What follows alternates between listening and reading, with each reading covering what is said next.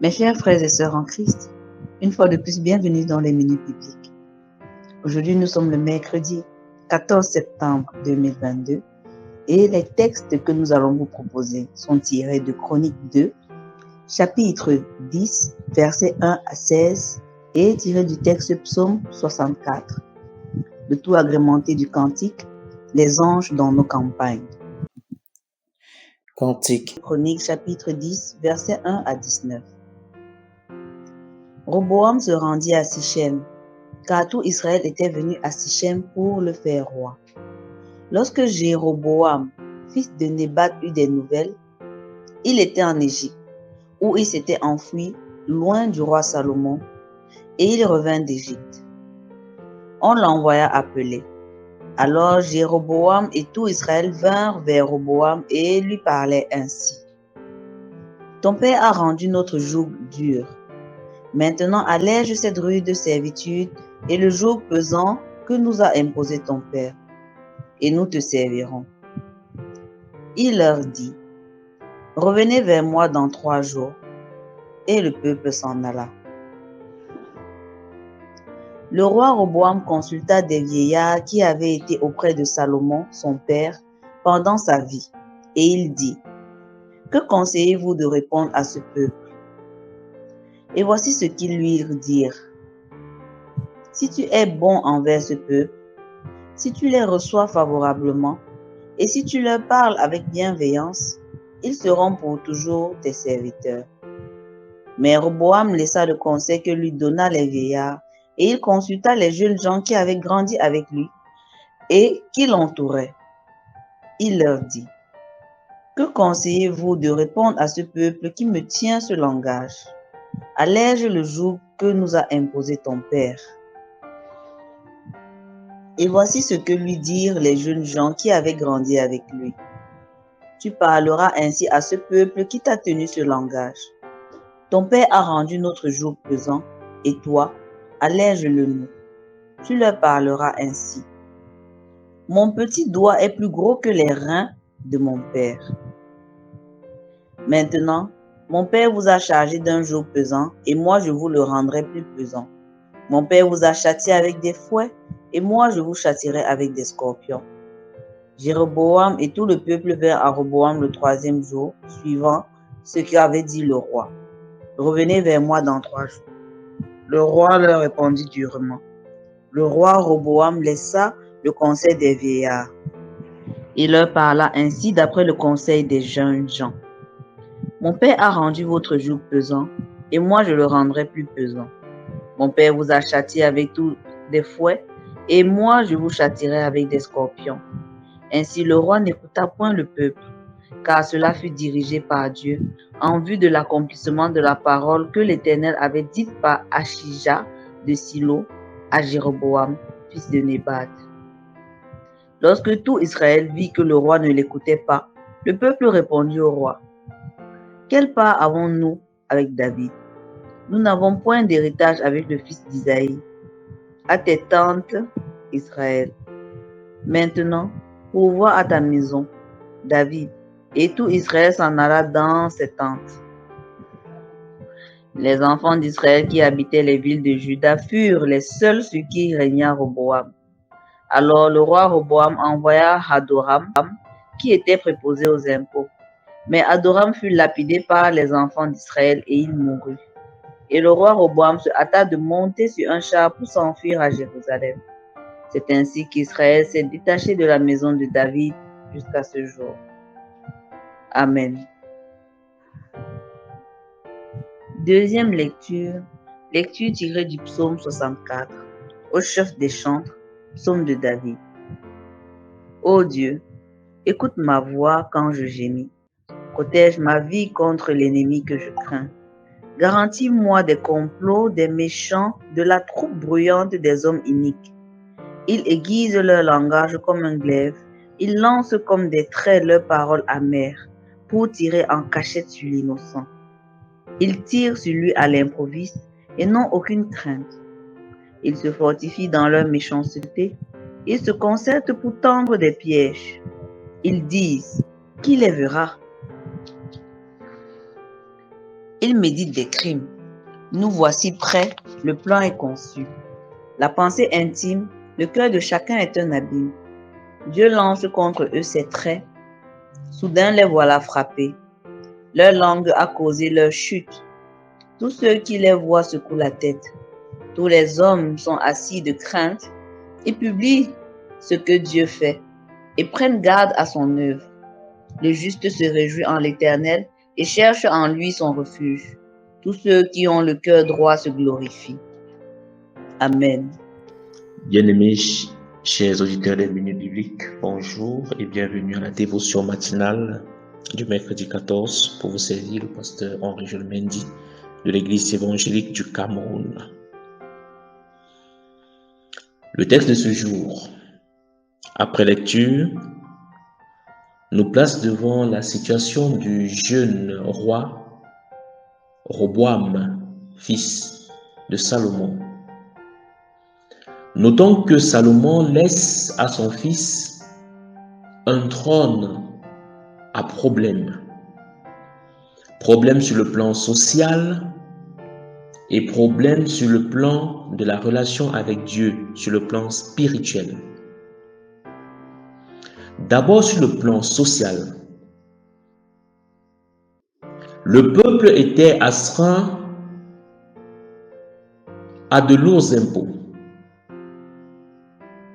qui les écrasaient, qui les tenaient dans la misère, la difficulté de se prendre en charge avec leur famille. Et l'arrivée du nouveau roi sonne pour le peuple comme un temps nouveau. Le peuple ira donc vers le roi Roboam pour solliciter l'allègement des taxes, tout en promettant leur dévouement au service du jeune roi. Malheureusement, Roboam préférera écouter les jeunes avec qui il a grandi que les vieillards qui vont lui demander d'accéder à la demande du peuple. Et ceci occasionnera la scission ou la division dans le peuple d'Israël. 10 tribus vont se séparer de Roboam et une seule tribu restera, la tribu de Juda, avec Roboam, le nouveau roi. Nous pouvons de cet élément noter que la jeunesse, synonyme de vigueur, synonyme de vie, synonyme même d'intelligence, avec l'évolution technologique, les multimédias, Internet, les réseaux sociaux et tout ce que le monde peut nous donner pour vite apprendre et connaître, cette jeunesse-là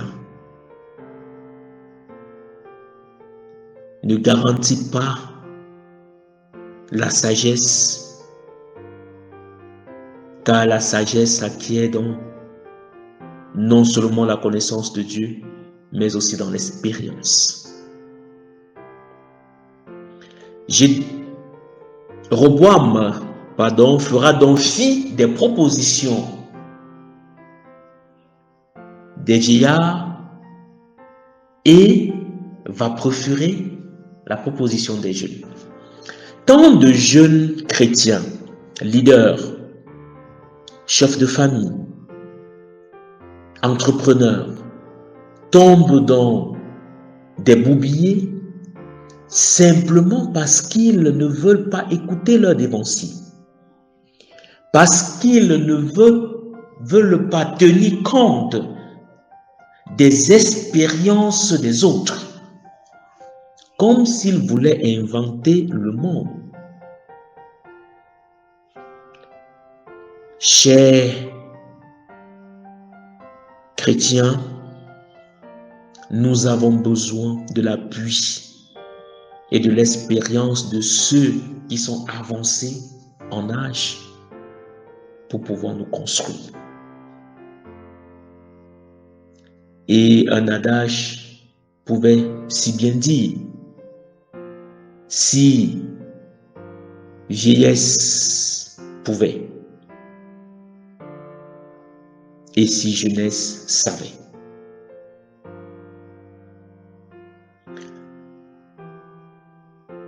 Notons aussi, pour le mettre en exergue, la volonté de Dieu avec la désobéissance de Salomon, père de Roboam, de diviser le peuple d'Israël était déjà acquise.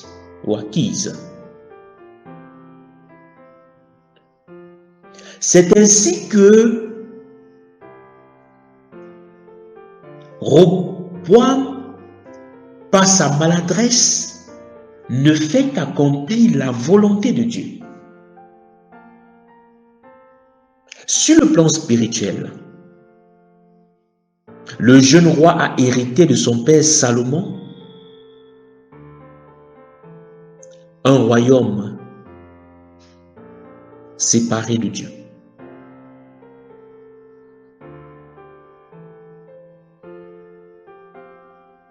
Bien-aimé peuple de Dieu, les deux mouvements présentés dans ce texte nous instruisent et nous donnent de nous poser la question: quel héritage laissons-nous à ceux qui viennent après nous ou à notre progéniture? Chaque leader chrétien, chaque responsable, chaque chef de famille devrait se poser cette question et travailler à laisser à ceux qui vont le suivre ou ceux qui viendront après lui ou sa progéniture un héritage certain. Et l'héritage certain ne peut être qu'un héritage où Dieu est présent, où la volonté de Dieu est respectée. Un héritage où on marche conformément à ce que Dieu demande. C'est ce qui a dépassé le roi Salomon. Bien-aimés, nous vous encourageons donc fortement à travailler pour rester fidèle à Dieu, à sa parole, et alors à coup sûr, nous laisserons à ceux qui vont nous suivre et à notre progéniture un héritage certain, un héritage favorable, un héritage qui conduira à la vie et non à la perte. Que le Seigneur bénisse donc en nous la méditation de sa parole. Chers frères et sœurs en Christ, je vous remercie une fois de plus pour votre attention et que le Seigneur Tout-Puissant soit toujours avec vous. À la prochaine édition.